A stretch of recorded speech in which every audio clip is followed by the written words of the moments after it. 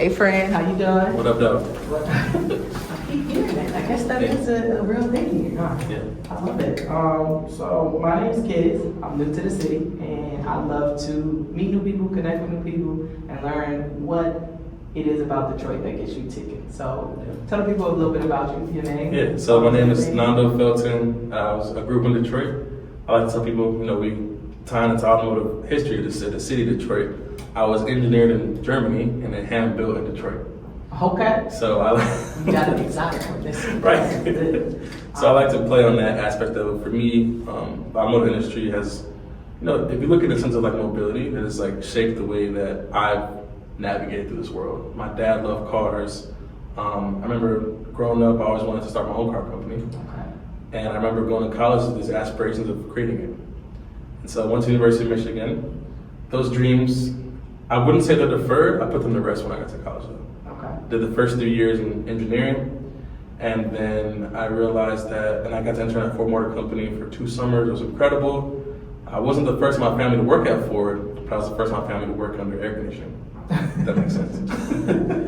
And so for me, The legacy continues. yeah, and it was the first time, honestly, I felt privileged. Oh wow. Being a Ford employee, I felt privileged of people treating you differently because of the color of your stripe on your badge. And I felt that privilege too because, like I said, being the first person in my family not to work in air conditioning at this building. I can count on my hand how many black people were in the building. Wow. And so for me, that automotive history ties back into just our aspirations. As a kid, it drew me to technology, it drew me to art, it drew me to be creative, and it allowed me to embrace this sense of like liberation almost. Okay, so you dropped the magic word, creative, and that is something that resonates with me. So, is it fair to say you consider yourself a creative? So yeah, let's backtrack a little bit. So for me, I learned this actually recently, is that I grew up my whole life being creative. Okay. And how those dreams weren't deferred, I just put them to rest. Through my process of becoming an engineer, working in education, I stopped those creative juices from flowing, or the systems that be didn't allow it to happen. And that's And why so we I have turned, these conversations. yeah, and I turned into a creative, into a creator. I was able to pinpoint and it's in creative vision. And so for me, the creative juices and it was flowing in a different way. Of like, if I can find somebody on this team to help design this part of the aspect, and I can help find a media person, and then a marketing person, and then a salesperson, and I can kind of just be on top of it. It allows me to work in a different way that I've never experienced. I was used to being the one to sit there and draw, to have these dreams. And like I said, system, my process, my experience in this world, my dreams weren't deferred. I don't want to say that, but like they were rested. And so I've been able to, coming from going to art high school. So my high school was focused on art. I was Henry Ford Academy School for Creative Studies. Shout out to them. Yeah, HFA. Now it was actually, the charter was somehow bought out by another charter school, U Prep Art and Design, but it's still great. The ethos is still there. You take art every semester. And I learned about the creative design process and how I can implement that into everything. And right into the engineering design process, into life, realizing that everything has been designed and tested and ideated, from this table to the chairs, to the shoes on my feet, to the clothes on me, to this mic right here. That's it. And so it's like the empathy opened up a different world for me. And it took me I was a designer when I was younger. I was a product designer, I was a creative, I was a scientist, I was an engineer. I was able to be all those things because I knew that when I put something on this paper, like that's what I am now. And so looking back on that, it's like now I'm trying to create places and spaces where kids can do that. Okay. So, wow. That right there, I'm sure there are a lot of people who can resonate with that because that spoke to me, especially suppressing those feelings and then just getting that spark to reignite that. And like you said, you have figured out how to foster those places and put everyone in the same place. And I've learned that everyone in Detroit is the plug. Everybody knows somebody who they can we all think we're the mayor. That part. No one's phased by anybody. No one's not famous. Yeah, no one's not. We're all celebrities. So with that being said, how has the city helped shape and mold the way you move now with what you're trying to bring back to the education space, So- the technology space. No, it's a perfect segue. So I told you earlier today I was adopted when I was 12. Right. By a woman from a woman from the east side of Detroit, who's 15 years my senior. Okay. So those numbers So y'all grew on up paper. Yeah, she was 27 and I was 12. So that's like me adopting a 12-year-old right now.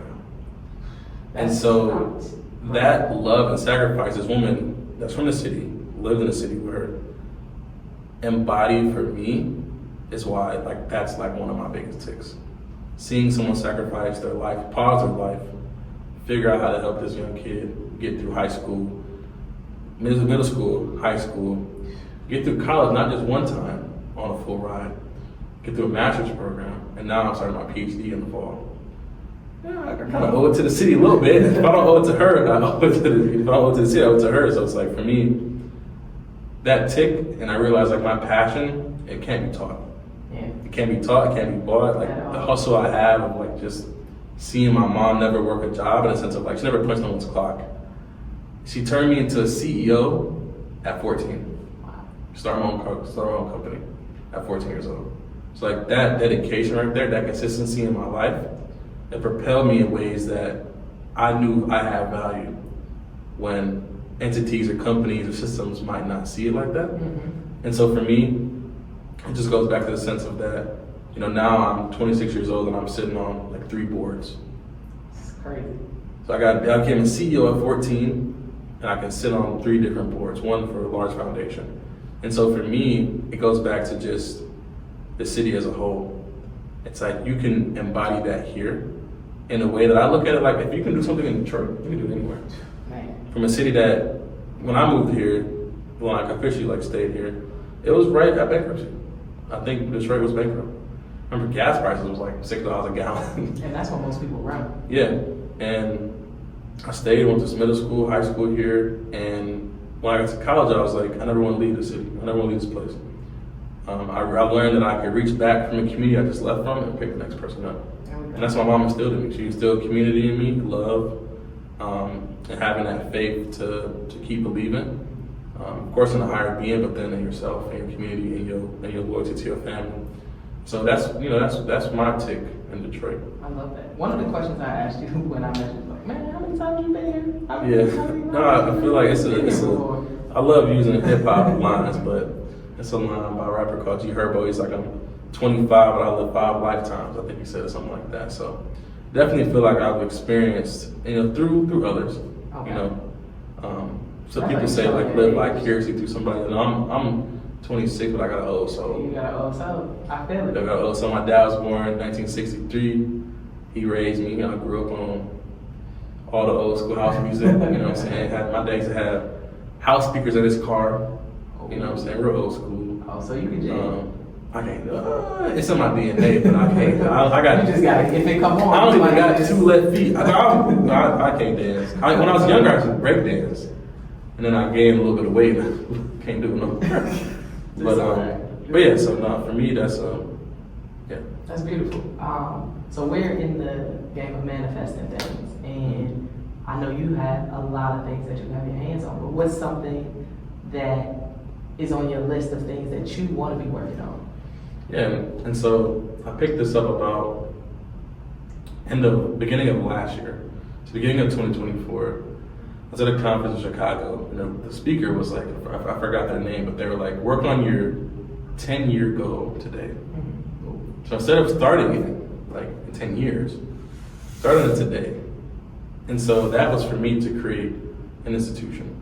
And for me, it's I look at it like, do you like comic books, superheroes? I do. A little bit here and there. So like Professor X's School of the Gifted. It's like, how do I make that in real life? Damn, that's deep. And so I've been working on it pretty on and off diligently since the beginning of last year. And I want to manifest that into existence. Of like, how can we create a hub, a place where kids can come in, where they're lobbyists, and we bring all their ideas to life. And now we're working with entrepreneurs, Black-owned businesses. We got big industry partners as well. But it's like, how do we?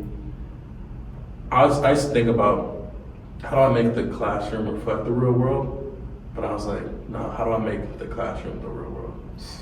And so I want to manifest that into life and just create more positive outlets. Like one thing I learned is that through colonialization violence that's been perpetuated on Black people in this country, one of our not only complications of drug addiction. And so it's a system that I want to make sure that we change the narratives. And so for me, that's I want to manifest positive outlets into our community. I can appreciate that as a kid growing up in an urban city and having family members and parents who also grew up in urban cities and may not have known what steps to provide for me to give me the guidance that I needed, but at least to guide me along the way in the path on the outskirts to make sure that I didn't have to walk in those same steps. So while we may have had parallel paths, they made sure I stayed far enough outside to, not have to go through those same things. So it kept me protected. Yeah, that part. And I experienced things, but like I didn't experience them how I could have. Keeps you sharp enough. Yeah. To be like, man, Mom, P's and Q's. we gonna make it. We gonna Yeah, make it. yeah, exactly. So, but far enough from the things that you didn't have to think about some of the decisions that you put in. It's a circumstantial for sure. But I realized that, and I'm actually writing a book too, so I'm manifesting that. Come on, I'm writing a book, and so the drop here. And so for me, the book is like a memoir about my life. So me turning 27 means a lot in a lot of ways because my biological mother had me when she was 27. Okay. My mom adopted me when she was 27. Okay. I'm about to turn 27 next month, so it's like. Damn. But That's your angel number. I think so. And my dad died on the 27th. That is your angel number. It's kind of crazy. And so for me, 27 just holds this place in my heart, like different meaning. Mm-hmm. Not sure what that is. Like it could be the angel number, like kept me safe, kept me around. But in that memoir I'm writing, all the chapters I wrote them for different instances in my life. You know what I'm saying? But one of the chapters is called 700 horsepower. Okay. The times like automotive in Detroit, but what it really means is that I had tools to escape the system. And in that story, I talk about being in a high-speed chase with one of my friends. And we ran away from the police. But we only did so because the car that we had 700 horsepower to get away. And so it's like this funny, could be jokeless thing. I could have been locked up, never been locked up, but it's like, what I learned from that is that I had the tools to escape. Most people don't. Even when you may not have realized that those tools were in front of you. Exactly. I had the inclination to want to learn, to want to be something. Like that internal drive of me finding mentors like Lisa. But in the past, if I met someone when I was a kid, I just made them my mentor. They made them my mentor in my head. Okay. I remember meeting someone one time, and I'm just like, he's gonna be my mentor forever. I'm gonna be just like him when I grow up. But then I found that 10 times. I found it 100 times. And you look online, you see certain, not celebrities, but just individuals. Malcolm X's. I'm just like, I'm gonna be like him. He's my mentor. And so I made him my mentor. And it kept me grounded in a sense of that. If I knew that this person can do something, why can't I do it? That's a hell of an approach there. Yeah. Because they try and say mentors find you, but no, I just made them. You find those mentors. Yeah. So, well, the guy who is giving so much to everyone around you, one thing I always like to ask a creative is, you pour so much into everyone. How do you refill your cup? I kind of the structure that I use is the structure of the working week. We get 7 days, you know what I'm saying? We get 5 days of work, and we get these 2 days to kind of pick what we want to do. Okay. And so what I've just done for the past few years is just give myself those 2 days. In a sense of that, do I spend this day laying in bed for 5 more hours than I usually would? Do I spend this day cleaning up, walking my dog, going to the gym? But I give myself those 2 days to do whatever I want to do. And a lot of times I realize it's to continue to work. I remember I had a car accident last year in August where I was in my bed for like a month. I was miserable. Damn. And it was like, I realized that in that 1 month I felt so behind. Mind's gone, body can't, I'm in pain, my back hurting. You know what I'm saying? So it's like, But I still realize that you have to put time for yourself no matter what. Yeah. And so, and I find joy, like I escape reality a lot as a creative. I can sit here and think I'm in a spaceship flying through LA right now. You know what I'm saying? A lot of people can't do that. And I have this, and I'm a dreamer too. Like I dream while I'm sleeping, I dream while I'm awake. And so, and it's been like that since I was a kid. So it's like I'm a visionary, is what I like to call it.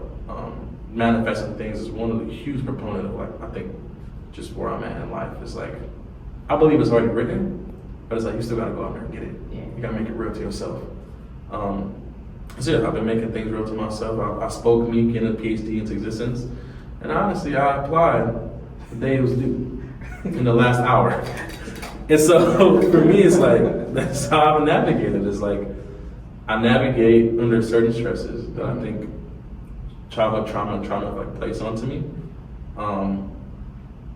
But yeah, for me, it's just doing what I'm learning, that you can actually do what you want to do, or do what you need to do what you want to do. I'm learning that I can just do what I want to do, and by the grace of God, I've been able to make means happen.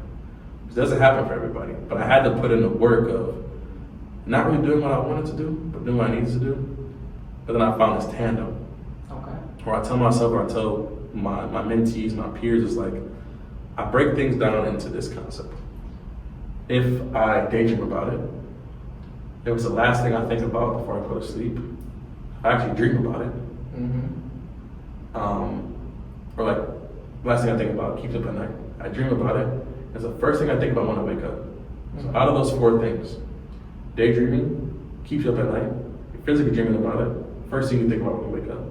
If I could do one of these 4 things, live my life I'm supposed to. Not even all of them, just one. Just one. And I tell people, like, just find that one thing.